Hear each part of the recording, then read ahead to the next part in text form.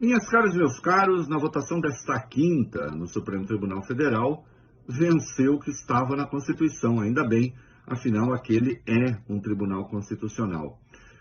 Infelizmente, as pessoas se confundem um pouco, algumas se confundem, nem sabem direito o que estava em votação.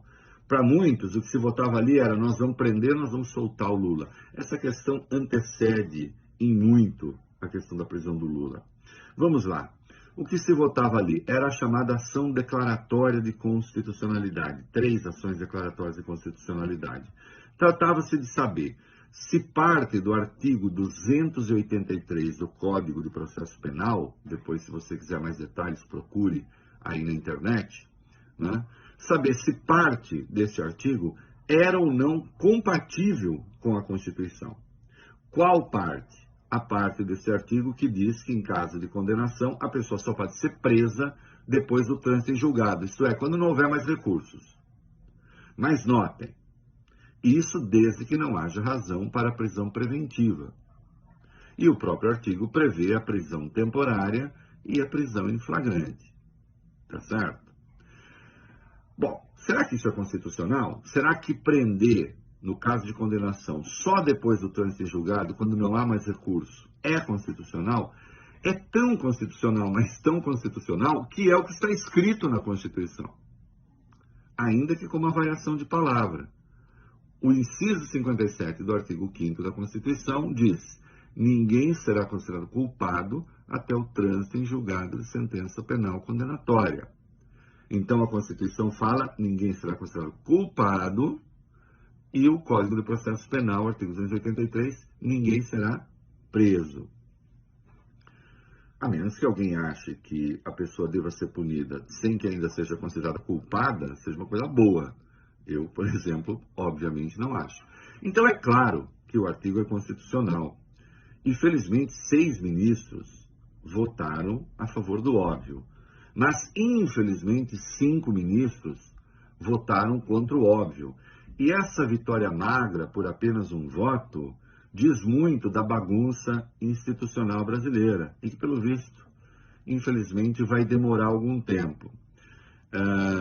Se vocês acham que isso não tem a menor importância, que o que importa é a economia e bem, não faz mal que a gente vive uma bagunça institucional, eu pediria que vocês olhassem um pouquinho para alguns eventos que estão acontecendo aí na economia, né? O Brasil está começando a ser considerado um país juridicamente inseguro.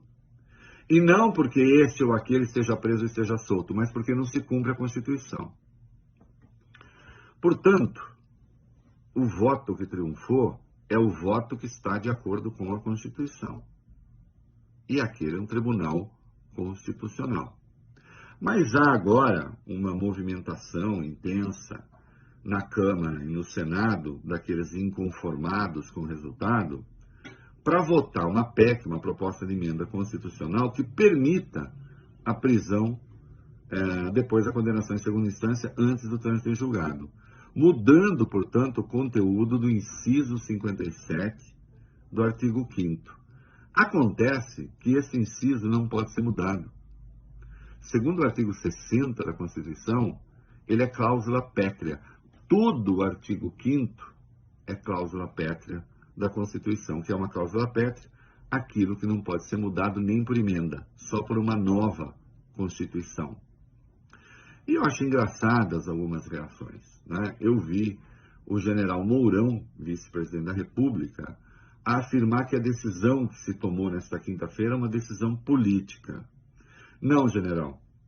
Decisão política foi aquela tomada em abril de 2018 que manteve o Lula na cadeia. Essa foi uma decisão política. Porque ele foi mantido na cadeia ao arrepio da Constituição e agora a maioria do Supremo está dizendo isso.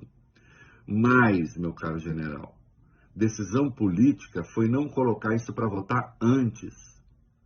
Essa questão estava pronta para ser votada desde dezembro de 2017 e só não foi votada porque se temia por esse resultado que então não teria enviado Lula para a cadeia. E o envio de Lula para a cadeia Isto sim fez parte de uma arquitetura política. Assim como a condenação de Lula foi uma condenação política. Eu tenho esta posição de que só se pode prender em caso de condenação depois do trânsito em julgado, desde sempre. Quando o Supremo mudou a jurisprudência lá em 2016, eu me opus, eu critiquei. Sim, nós precisamos, no Brasil, parar de fazer leis ou de interpretar leis para punir esse ou aquele. Isso é muito grave, né? Infelizmente, o Dias Toffoli, nesta quinta-feira, deu o voto que eu considero correto, mas, ao mesmo tempo, disse que se o Congresso mudar de ideia, tudo bem. Não, o ministro está errado. O Congresso não pode mudar de ideia a respeito disso, porque o Congresso não tem de ter sobre isso ideia nenhuma. Isso é uma cláusula pétrea da Constituição. A menos que agora a gente vá começar também a agredir a Constituição por esse caminho. Espero que não aconteça, mas fiquemos vigilantes. E notem, agredir a Constituição nunca sai de graça, não é? Os investidores estrangeiros começam a perceber que o Brasil está se tornando um país em que a lei não tem importância, seja para o Poder Executivo, seja para o Poder Legislativo, seja, infelizmente, para o Poder Judiciário. Isso custa caro. É isso aí.